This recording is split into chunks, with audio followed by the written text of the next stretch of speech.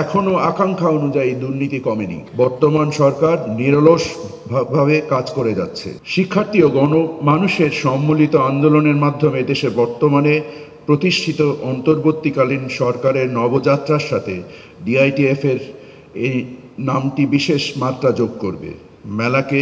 মেলাটিকে অধিক ফলপ্রসূ করার লক্ষ্যে গতানুগতিক ধারা হতে কিছুটা বের করে আনার অভিপ্রায়ে নতুন উদ্ভাবনী ধারণা নিয়ে কিছু সাইডলাইন ইভেন্টের ব্যবস্থা রাখা হয়েছে। এবার জুলাই আগস্ট বিপ্লব স্মরণীয় রাখার জন্য জুলাই চত্বর, ৩৬ চত্বর, sourcing corner, creation corner, seminar, ওয়ার্কশপের ব্যবস্থা রাখা হয়েছে।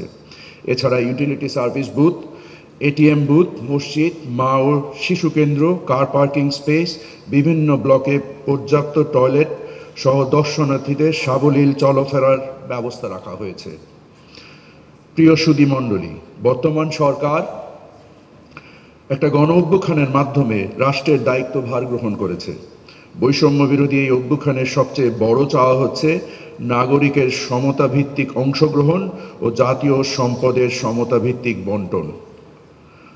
আমাদের সরকার পরিচালনা করতে চায় যোগ্যতা ও ন্যায্যতার ভিত্তিতে, ব্যক্তি সম্পর্ক নির্ভর বা যোগসাজকের ভিত্তিতে নয়। এর জন্য আমাদের সমতাভিত্তিক সমাজ তৈরি করতে হবে। নতুন সরকারের কাছে মানুষের প্রত্যাশার অগ্রাধিকারেই ছিল ন্যায় বিচার প্রতিষ্ঠা করা। রাষ্ট্রীয় প্রতিষ্ঠান যেমন কেন্দ্রীয় ব্যাংক, এনবিআর, দুদক, সর্বোপরি বিচারালয় ও বিচার ব্যবস্থায় সুশাসনের ব্যাপক ঘাটতি গত ১৬ বছর ধরে দেখা গেছে। এই ব্যবস্থা থেকে রাষ্ট্র সংস্কারের যে প্রয়োজনটা জনদাবি আকারে প্রকাশিত হয়েছে, এটাকে পরিণামদর্শিতার সঙ্গে উপলব্ধি করে প্রয়োজনীয় সংস্কারটা করলেই অর্থনীতি যথেষ্ট দ্রুততার সঙ্গে ঘুরে দাঁড়াবে বলে আমি বিশ্বাস করি। বর্তমান অন্তর্বর্তীকালীন সরকার সে পথেই রয়েছে। প্রিয় উপস্থিতি, একটা সেলফ সেন্সার্ড শাসন ব্যবস্থার মধ্যে আমরা ছিলাম।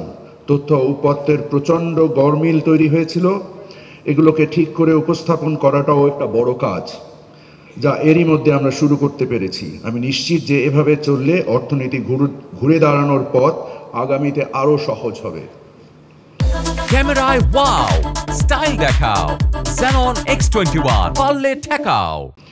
বর্তমান অন্তর্বর্তীকালীন সরকারের কর্মযজ্ঞের শুরুতে তৈরি করা শ্বেতপত্রে দেশ থেকে ২৮ লক্ষ কোটি টাকা পাচারের তথ্য উঠে এসেছে।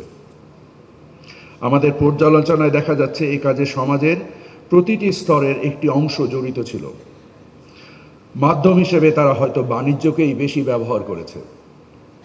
খুবই আশাব্যঞ্জক দিক হলো আমাদের সরকারের দায়িত্ব গ্রহণের পর অর্থনীতির নৈতিক ভিত্তির পরিবর্তনগুলো আসতে শুরু করেছে, যার প্রতিফলন দেখা গেছে রপ্তানি আয়ের প্রবৃদ্ধিতে, চলতি হিসাবের ভারসাম্যে।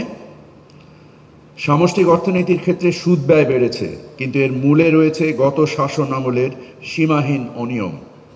ফলশ্রুতিতে সুদ ব্যয় বৃদ্ধির সাময়িক একটি চাপ মোকাবেলা করতে হচ্ছে। আমি মনে করি পর্যায়ক্রমে সুদ ভার সহনীয় মাত্রায় নিয়ে আসা সম্ভব হবে, যা বিনিয়োগের জন্য সহায়ক ভূমিকা পালন করবে।